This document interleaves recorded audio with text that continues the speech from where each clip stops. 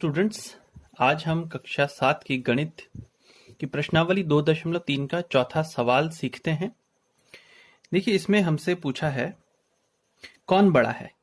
हमें दिया है कि 3/4 का 2/7 एक भिन्न है 3/4 उसका 2/7 ये हम ज्ञात करेंगे, अथवा 5/8 का 3/5 ये हम अलग से ज्ञात कर लेंगे और फिर देखेंगे कि इन दोनों में कौन बड़ा है और कौन छोटा है।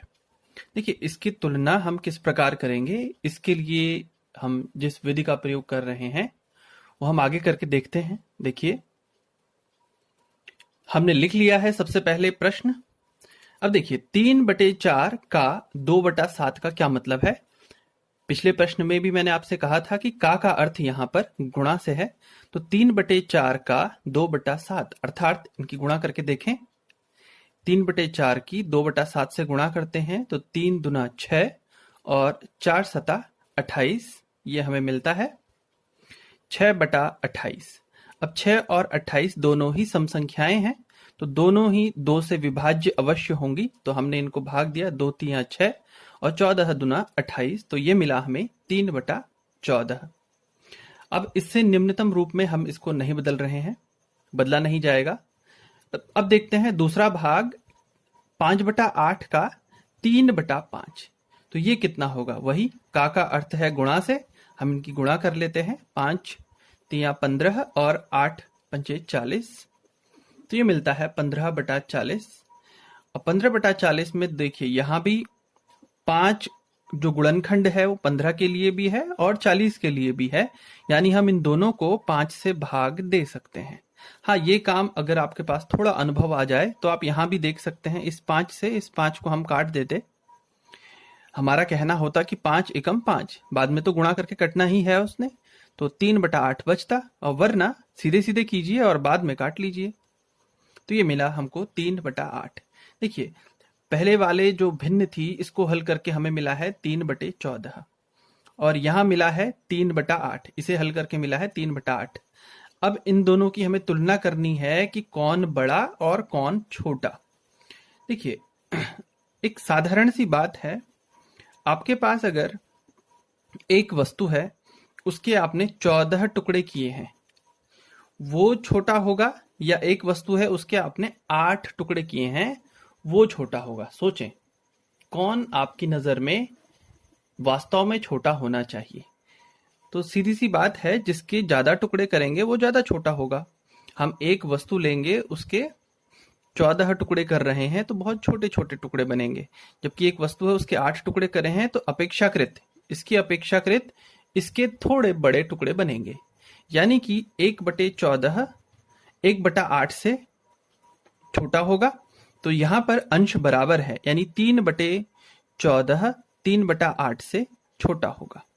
तो हम इसको इस संकेत से व्यक्त करेंगे। देखिए, छोटे के लिए ये नोक लगेगी और जिस तरफ बड़ा है उस तरफ ये खुला भाग होना चाहिए। अब सोचें 3/14 कहां से आया था। देखिए, ये 3/14 हल करके आया था, इसे 3/4 का 2/7, इसलिए हम 3/14 के स्थान पर वापस वही लिखेंगे, 3/4 का 2/7, ये लिख लिया। और 3/8 आपको मालूम है ये कहां से आया था। 3/8 ये 5/8 का 3/5 जब हमने ज्ञात किया था तो वहां से आया था 3/8, यानी इसके स्थान पर आएगा 5/8 का 3/5। तो अब आप समझ गए होंगे कि कौन सा भाग बड़ा है और कौन सा छोटा है। तो कौन बड़ा है, 5/8 का 3/5। अगर हम प्रश्न में वापस जाएं तो ये भाग बड़ा है। हम इसको उत्तर में लिखेंगे कि 5/8 का 3/5 भाग बड़ा है, और संकेतों में हमने इसे यहां व्यक्त कर ही दिया है। तो इस तरह से ये प्रश्न हल होता है। प्रश्नावली का 5वां प्रश्न हम देख लेते हैं। सैली अपने बगीचे में 4 छोटे पौधे एक पंक्ति में लगाती है। 2 क्रमागत छोटे पौधों के बीच की दूरी 3/4 मीटर है। प्रथम एवं अंतिम पौधे के बीच की दूरी ज्ञात करनी है। तो चलिए, इसे समझने के लिए हम क्यों ना एक चित्र खुद से खींच लेते हैं और समझने की कोशिश करते हैं प्रश्न में क्या कहा गया है। ये देखते हैं, हमने यहाँ पर 4 बिंदु खींचे हैं, बराबर दूरी पर है, 1 2 3 4। ये 4 बिंदु का मतलब है ये है वो 4 छोटे पौधे जिसके बारे में प्रश्न में बात हुई है। और इन 2 छोटे क्रमागत पौधों के बीच की दूरी है 3/4 मीटर। क्रमागत का मतलब होता है लगातार क्रम से आने वाले।